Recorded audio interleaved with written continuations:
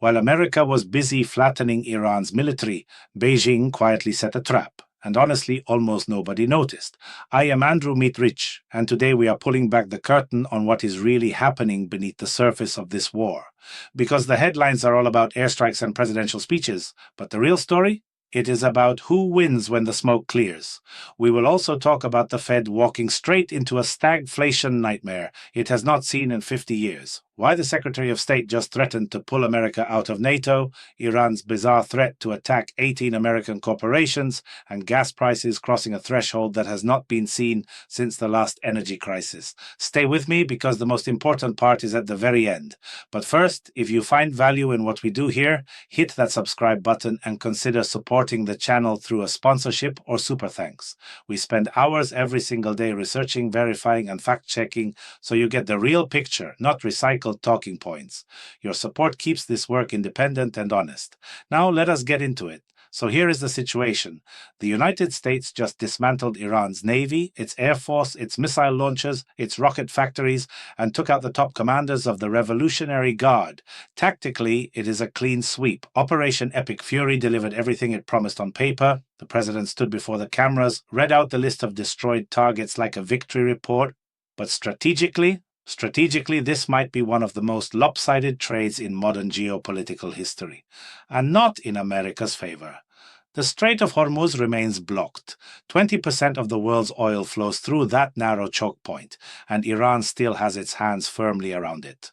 The president addressed the nation and said, in so many words, that the strait is not his problem.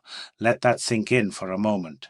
He destroyed the entire military apparatus of a country, but left untouched the single lever that controls the flow of the global economy. And when pressed on it, he shrugged and said whoever needs the oil should deal with it themselves. Classic. You know who was watching all of this very carefully? Beijing. And here is where it gets really interesting. While Washington was burning through billions in the Middle East, China moved. Quietly, methodically, without a single headline. BYD is ramping up exports on the back of the oil shock, offering cheaper electric vehicles to countries now terrified of fossil fuel dependency. Beijing is positioning itself as the alternative partner for every nation that is fed up with American foreign policy. The emerging markets, Southeast Asia, Africa, the Middle East itself, they are all getting phone calls from Chinese diplomats right now. And China is not spending a single bullet. Think about it for a second. America spends the money, takes the political risk, absorbs the global backlash, and China collects the strategic dividends. One analyst put it perfectly. Tactically, the United States wins, but strategically, Iran wins cleanly. I would add a third player to that sentence. China wins even more cleanly, and they did it by doing absolutely nothing except watching. Now let me tell you what is happening with the Federal Reserve, because this part affects every single one of you directly. Remember earlier this year when everyone expected 2 or 3 rate cuts? That expectation is completely gone, reversed. Analysts are now seriously discussing the possibility of a rate hike, not a cut, a hike. The reason is straightforward. The Strait of Hormuz blockade created a massive supply shock. Prices are rising not because people are buying more, but because goods simply cannot get through. And here is the problem. The Fed's tools are designed to fight demand-driven inflation. A supply shock is a different beast entirely. You cannot cool down prices by raising rates when the issue is that ships cannot pass through a strait. The probability of a recession in the United States has jumped to nearly 40%. To make matters worse, the Fed chairman is leaving in May. His replacement was expected to be more accommodating to the White House. But cutting rates with this kind of inflation would repeat the catastrophic mistake of the 1970s, when a compliant Fed chair gifted America a decade of stagflation, rising prices and rising unemployment at the same time.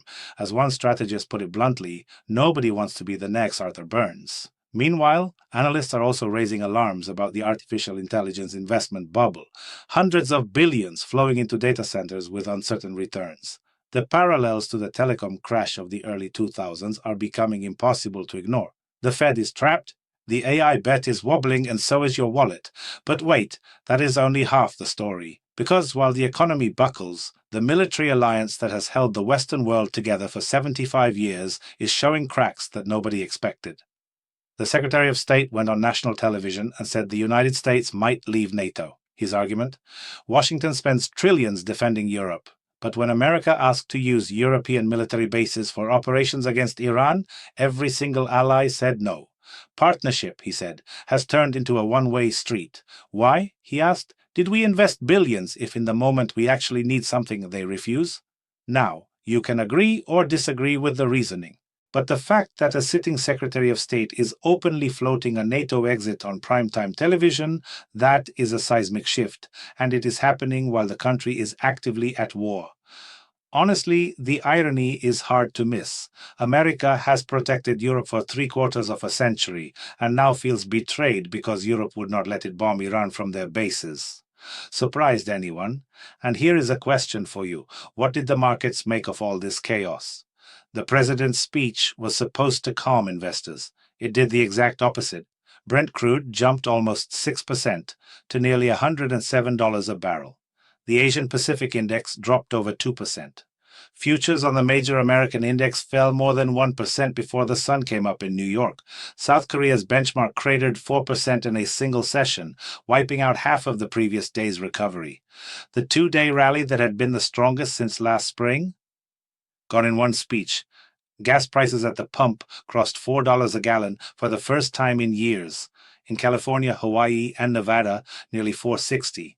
And the president offered no plan for the strait, just a vague promise that it would open naturally when the conflict ends. Investors wanted a roadmap. They got a shrug. The market heard that loud and clear. Meanwhile, Iran's Revolutionary Guard announced something that sounds almost absurd, but carries weight.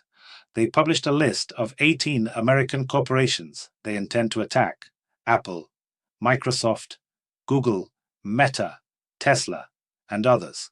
Whether this means cyber attacks, strikes on overseas facilities, or pure propaganda for domestic consumption remains unclear.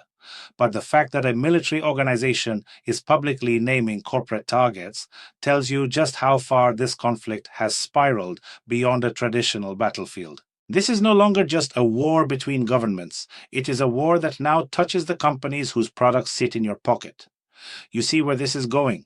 This war is not about missiles and airstrikes anymore. It is about who controls the economic levers, who fills the power vacuum, and who gets left holding the bill when the dust settles. And that brings us back to where we started. The president stood in the Oval Office, listed every target destroyed, every commander eliminated, every missile factory turned to rubble. He called the operation a masterpiece. He promised to send Iran back to the Stone Age within weeks. But the one thing he could not claim, the one thing that matters most to every person watching this, is the strait. The choke point.